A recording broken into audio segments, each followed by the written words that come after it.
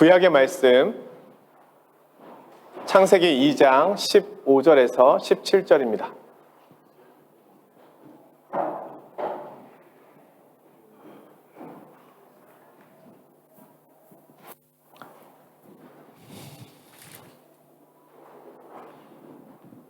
제가 받들어 봉독하겠습니다.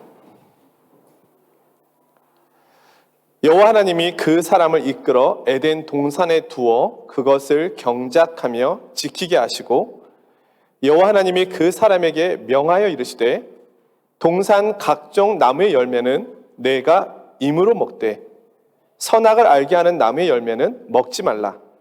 내가 먹는 날에는 반드시 죽으리라 하시니라. 아멘.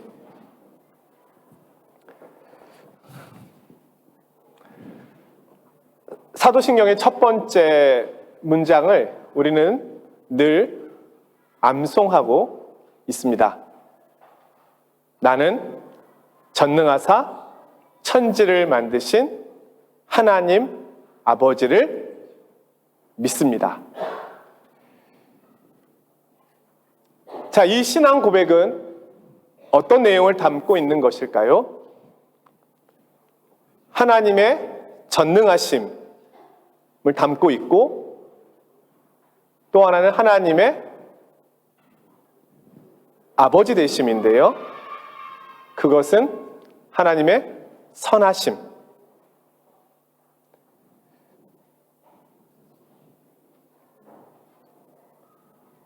이 말씀은 하나님의 전능하심과 선하심에 대한 우리의 가장 먼저 드리는 고백입니다. 그런데 우리는 이 내용으로 인하여 신앙적인 고민을 할 때도 있습니다. 그것은 우리가 늘 살아가면서 경험하고 있는 악의 문제 때문입니다. 왜 선하시고 전능하신 하나님께서 이렇게 아름답게 창조하신 이 세상에 왜 악이 존재하는가 하는 겁니다. 그로 인해서 우리는 하나님의 전능하심 또는 선하심에 의문을 갖게 됩니다. 20세기 최고의 논리학자요, 수학자, 철학자였던 영국의 버트런드 러셀. 이 사람이 나는 왜 기독교인이 아닌가라고 하는 책에서 이 세상에는 오직 두 종류의 신만이 존재할 수 있다라고 말합니다. 하나는 전능하기는 하지만 선하지 않은 신이 있거나 선하기는 하지만 전능하지 않은 신이 있다. 이것은 악의 문제에 대한 고민일 것입니다. 우리는 이 세상의 악이 즉각적인 심판을 받고 있지 않은 모습을 보면서 하나님의 정의로운 다스리심에 대하여 의문을 갖게 됩니다. 사실 우리는 이 의문에 대하여, 이 질문에 대하여 완전한 답을 갖고 있지 않습니다. 성경은 악의 기원에 대해서 자세하게 우리에게 설명해주고 있지 않습니다. 그러나 우리가 성경을 통해서 하나님의 전능하심에 대한 이해를 새롭게 할 수는 있습니다. 이 내용에 관한 한 신학자의 고백을 읽어드리겠습니다. 하나님의 전능성은 모든 인간의 악행을 즉각적으로 중단시키는 전능성이 아니라 악에 의해 상처받고 망가지는 것을 견디는 전능성을 의미합니다. 하나님의 전능성은 인간의 순종을 통해 나타나는 전능성이며 하나님의 절대 주권도 인간의 자발적이고 협력적인 복종에 의해 완성되는 겸손한 주권이라는 것입니다. 어렵죠? 이것을 요약해서요, 하나님의 전능성은 억제되어 있는 전능성이다, 이렇게 표현할 수 있다는 겁니다. 자, 창세기 1장은 하나님께서 세상을 명령하심으로 아름답게 창조하신 모습을 보여주고 있습니다. 하나님의 주권과 능력은 참으로 놀랍습니다. 오늘 2장에서는요, 하나님께서 세상을 다스리시는데 아담과 하와, 인간의 순종과 협력을 통해서 세상을 다스려 나가시는 모습이 나옵니다.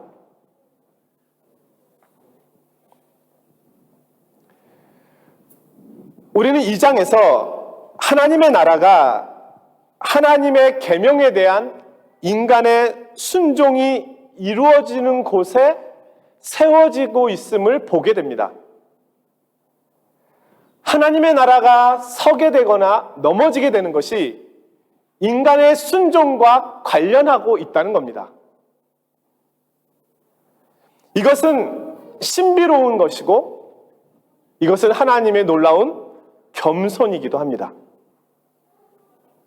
또한 인간을 어느 위치에 놓으셨는지를 보여주는 말씀이기도 합니다.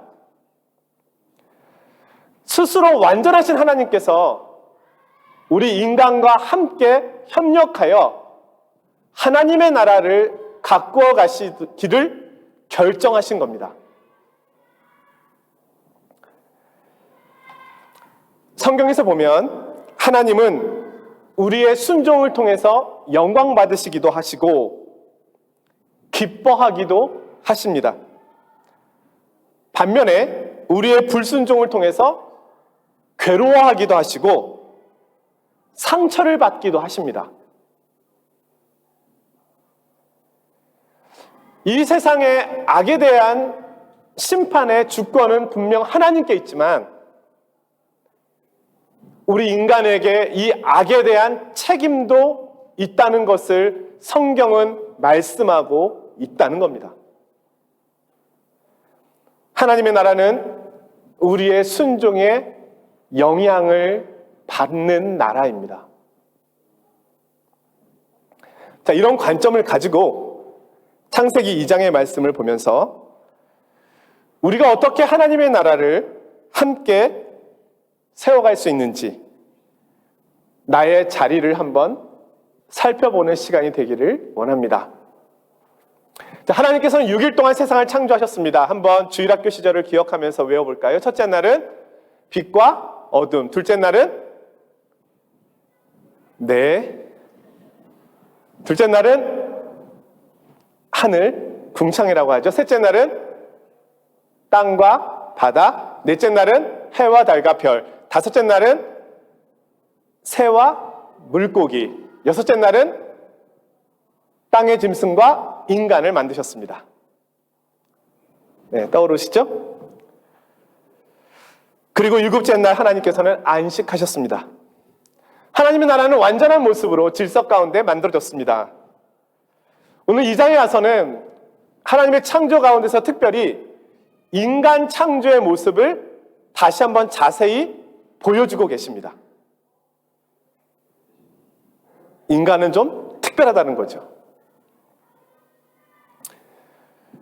7절 말씀에 보면 여호와 하나님이 땅의 흙으로 사람을 지으시고 생기를 그 코에 불어넣으시니 사람이 생명이 된지라, 이렇게 말씀하고 있습니다. 하나님이 인간을 만드실 때 사용하신 재료는 땅의 흙입니다. 황금으로 만들지 않으셨고 쇠로 만들지도 않으셨고 돌로 만들지도 않으셨습니다. 깨지기 쉬운 연약한 흙으로 인간을 만드셨습니다. 이런 인간에게 하나님을 대신하여서 에덴 동산을 지키라고 명령을 주셨습니다. 이 인간이 하나님의 생기를 받고 생명이 되었다, 이렇게 표현하고 있는데요. 생명은 글자 그대로 살아있는 생물체가 되었다. 이런 의미입니다. 우리말 성경에는 생명으로 번역되었지만 히브리어 원어에서는 네페시 하야라는 단어를 쓰고 있습니다. 이 말은 창세기 1장 20절에 나오는 생물이라고 하는 단어와 동일합니다. 하나님이 이르시되 물들은 생물을 번성하게 하라. 다시 말해서 특별한 의미의 단어가 아닙니다. 우리 성도님들께서 가지고 계신 성경을 보면 생명이라고 써져 있는 그 단어 옆에 숫자가 아마 있을 것이고 그 숫자를 따라서 각주를 보면 히브리어로 생물 이렇게 아마 써 있을 겁니다. 그러니까 인간과 동물이 다 생물이라는 겁니다. 다르지 않다. 결국 아담도 일반 동물들처럼 생명의 욕망과 생명력이 넘치는 존재로 창조되었다라는 뜻입니다. 자, 인간은 동물과 다르지 않은 것처럼 보입니다. 근데 정말 인간과 동물은 차이가 없을까요? 제가 이 내용이 다시 궁금해서 요즘 현대 과학에서는 인간과 동물의 차이를 무엇이라고 말할까 싶어가지고 검색을 좀 해보았습니다. 그랬더니 한 과학 책에서 인간과 동물의 차이는 인지 능력에 있다. 인간만이 과거, 현재, 미래에 대한 설계를 한다. 이런 이야기가 써져 있더라고요. 그러면서 그 다음 이야기가 뭐냐면 인간과 침팬지의 DNA 서열이 99%가 일치한다. 결국 1%의 차이 속에 인지 능력에 기여하는 유전자가 있으며 그것이 동물과 인간의 차이를 만들어내는 것으로 추측된다. 이렇게 정직하게 써져 있었습니다. 그런데 성경에서는요, 인간과 동물의 차이를 만들어내는 것이 존재하고 있음을 이야기해 줍니다. 물론 창세기 1장에서는 인간이 하나님의 형상으로 지음받았다라고 하는 면에서 동물과의 차이를 의미하고 있지만 하나님의 형상으로 지음받았다는 것이 구체로 어떤 것인지에 대해서는 사실 분명한 이야기를 하기가 어렵습니다. 그런데 오늘 말씀에서는 생물인 인간이 다른 생물과 차이가 나는 가장 분명한 것이 있음을 이야기해주고 있습니다. 그것은 하나님의 계명입니다. 하나님께서는 동물들에게 계명을 주지 않으셨습니다. 여러분, 동물들에게 10계명을 주시겠습니까? 내 부모를 공경하라.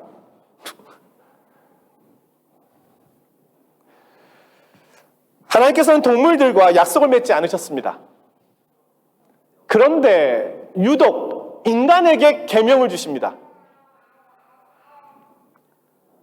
하나님은 인간에게 계명을 주심으로 인간과 특별한 관계를 맺고 계시는 겁니다. 우리 성도님들께서 갓난아기와 생명을 걸 만큼 가문의 생사 문제를 걸 만큼 중요한 약속을 하지는 않을 겁니다. 집에서 기르고 있는 애완동물과 생명을 건 약속을 하지는 않을 겁니다. 그런데 하나님께서는 우리와 약속을 하십니다. 아주 중요한 약속, 우주의 존재적인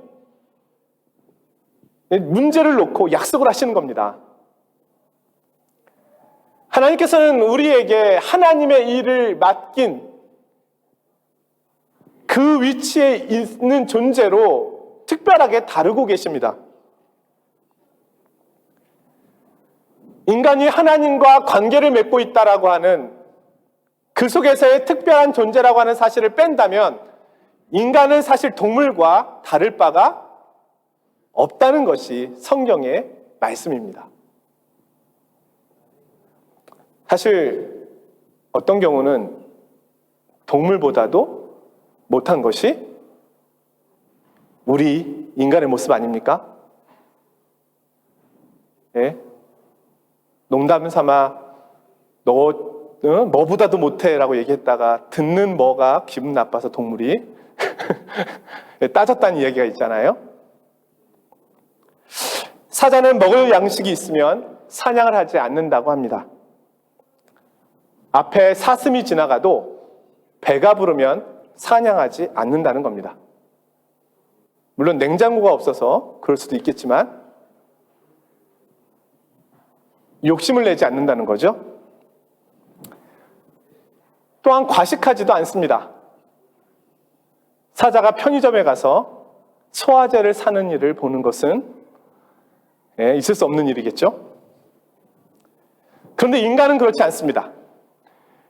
인간은 내일 양식뿐만이 아니라 10년 후의 양식뿐만 아니라 수백 년 후의 양식까지도 저장해 놓습니다. 창고를 더 크게 짓고 은행에다가 맡기고 셀 수 없는 자신의 재산을 축적해 놓습니다. 심지어 그것도 부족해서 또다시 남의 것을 빼앗기까지 합니다. 과연 인간을 인간되게 하는 것은 무엇일까요? 성경은 하나님과의 관계 속에 있다라고 말합니다. 하나님과의 관계는 하나님의 계명을 통해서 연결됩니다. 인간은 하나님과 교제하며 하나님의 말씀을 들으며 하나님과 사귐을 갖습니다. 하나님과 약속의 관계 속에 들어갑니다. 구약은 옛 약속이고 신약은 새 약속 아닙니까? 그것이 성경 아닙니까? 성경은 약속의 책 아닙니까? 하나님과의 관계를 인간이 떠나면 인간은 동물적인 욕구를 따라 살아가는 존재가 될 뿐입니다. 하나님께서는 아담과 특별한 교제를 맺으시기 위하여 언약을 맺으셨고 하나님은 그런 아담에게 자신의 창조 세계인 에덴 동산을 맡기셨습니다. 오늘 본문에는 아담과 하나님이 맺은 최초의 약속이 무엇인지 기록되어 있습니다. 하나님께서는 동산 중앙에 선악을 알게 하는 나무를 만드신 후에 아담과 언약을 맺으십니다. 동산에 있는 모든 나무의 실과는 다 먹어도 좋으나 선악을 알게 하는 이 나무의 열매는 먹지 말라. 먹는 날에는 내가 정녕 죽으리라.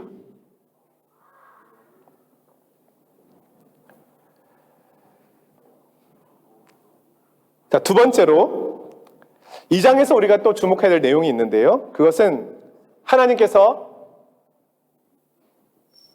창조하신 후에 창조의 과정 속에서 가장 마지막으로 만드신 창조물이 가정이었다는 겁니다. 하나님께서는 천지를 창조하셨습니다. 그리고 인간을 창조하셨습니다. 그리고 마지막으로 가정을 창조하셨습니다. 하나님께서는 자신이 맡긴 일을 인간이 아담이 하도록 돕기 위하여 돕는 배필인 하와를 주십니다. 하나님께서는 아담의 갈빗대에서 하와를 만들어내셨습니다. 이는 남자와 여자가 본성상 동등하다는 것을 의미하는 것이고 남자와 여자는 본성상 이끌림이 있다는 것을 의미합니다. 이들을 통해서 가정이 만들어졌습니다. 가정은 하나님께서 맡기신 그 사명, 에덴 동산을 지키는 그 일을 수행할 수 있도록 만들어주신 곳이었습니다. 이 하나님의 계명을 지켜나가는데 아담의 돕는 배필인 하와의 역할이 중요하다는 사실을 성경은 보여주고 있습니다. 에덴 동산의 경작과 보호에는 가정이 결정적으로 중요합니다. 가정은 하나님께서 만드신 하나님의 나라를 지키고 보존하고 가꾸어 나가는 데 있어서 가장 결정적인 역할을 하는 곳입니다. 하나님 나라의 회복은 가정의 회복에서 시작됩니다. 이 내용은 오늘날 우리 가정의 역할이 무엇인지를 보여주는 말씀이 됩니다. 우리 가정은 하나님 나라가 되어야 합니다. 또한 하나님 나라를 세워가기 위하여 온 가족이 함께 노력해 가야 함을 말씀하고 있는 겁니다. 우리는 가정과 혼인을 너무 쉽게 생각하는 시대에 살고 있습니다. 우리의 연약함에도 당연히 큰 이유가 있지만 우리의 욕심에 의하여 가정이 무너지는 경우가 많음을 봅니다. 우리가 살고 있는 프랑스에는 동거 문화가 있고 사회적 연대 책임이라고 하는 팍스 문화가 있으며 동성애 문화도 있습니다. 하지만 이것은 성경에서 말씀하고 있는 가르침과는 다릅니다. 물론 프랑스 사회에서는 이것을 법적으로 보호하고 있지만 가정에 대한 하나님의 말씀은 이와는 다릅니다. 아담에게서 하와가 나왔고 이 둘이 곧 한 몸이 되는 것입니다. 이 둘은 함께 하나님께서 맡겨주신 일을 감당해야 했습니다. 하나님의 명령에 따라서 이 가정은 에덴을 보호하고 지키는 데 최선을 다해야 했습니다. 오늘 우리는 이 가정을 보호하고 지키고 가꾸어 가야 합니다. 노력하고 수고해야 합니다. 하나님 나라의 출발점입니다. 마지막으로 오늘 본문을 하나님 나라의 관점으로 한번 소개해 보겠습니다. 창세기는 출애굽 당시에 모세가 기록한 것으로 알려져 있습니다. 모세는 창세기를 통하여 출애굽하고 있는 이스라엘 백성들에게 무엇을 말하고 싶었던 것일까요? 그것은 창조주 하나님입니다. 창조신앙입니다. 아담을 창조하신 것처럼 하나님께서는 이스라엘 민족을 창조하신 것처럼 묘사하고 있습니다. 창조 시에 하나님께서는 물을 가르시고 육지를 드러나게 하셨습니다. 이와 마찬가지로 이스라엘 백성들을 구원하실 때 홍해를 가르시고 묻을 드러나게 하셨습니다. 하나님께서는 아담에게 선악을 알게 하는 나무의 열매를 먹지 말라는 계명을 주셨습니다.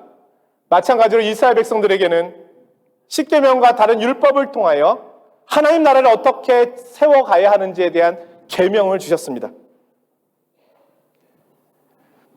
우리가 알고 있는 것처럼 이스라엘 또한 아담과 같이 하나님의 나라를 보존하고 지키는데 실패하였습니다.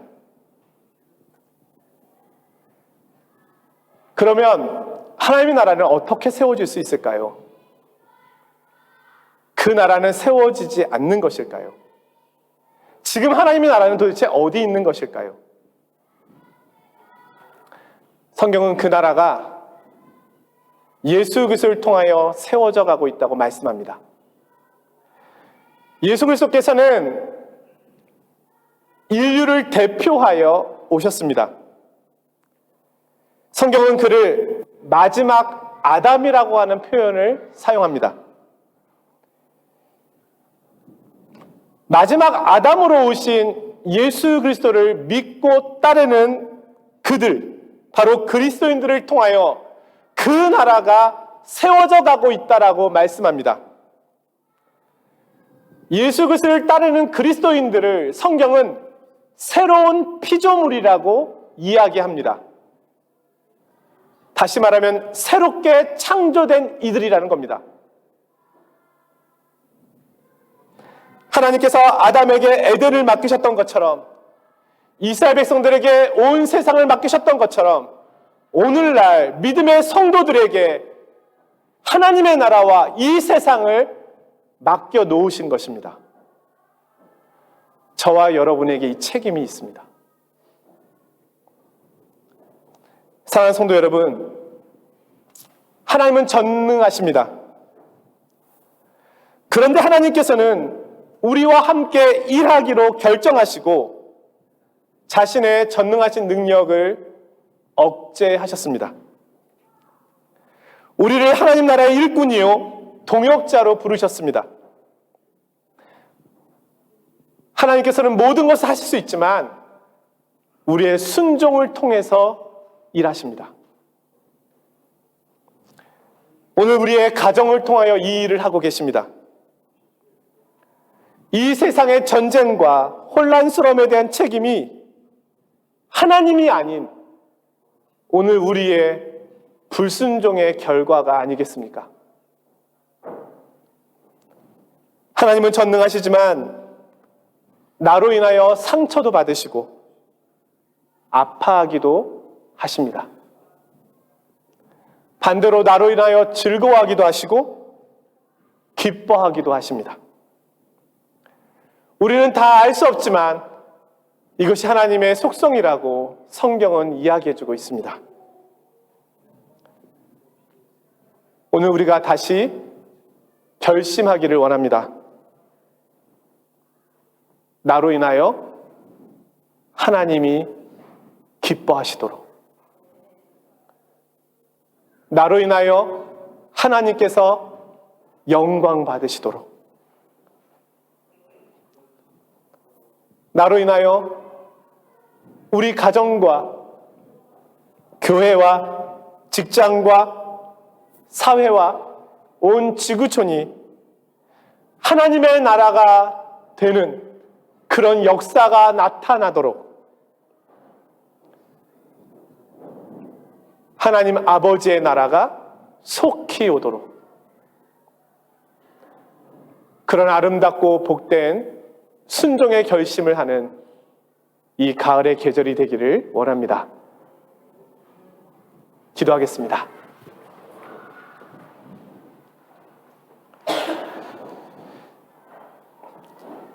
거룩하신 하나님 아버지, 우리는 다 알 수 없지만 오늘 하나님의 말씀을 통하여 전능하신 하나님께서 왜 그렇게 지체하시는지, 왜 그렇게 인내하시는지, 왜 그렇게 기다리시는지, 왜 그렇게 참으시는지 말씀을 통하여 보게 되었습니다. 하나님, 정말로 바라고 원하고 소원하는 것은 주님께 순종하는 삶이 되기를 원합니다. 하나님 나라의 백성답게 살기를 원합니다. 내가 있는 그 자리가 하나님의 나라가 세워져 가는 자리가 되기를 간절히 원합니다. 하나님, 버려야 할 것은 버리게 하시고, 끊어야 할 것은 끊게 하시고, 취해야 할 것은 취하게 하시고, 수고해야 할 것은 수고하게 하셔서 하나님 앞에 아름다운 열매로 영광 돌려드리는 저희들이 되게 하여 주시옵소서.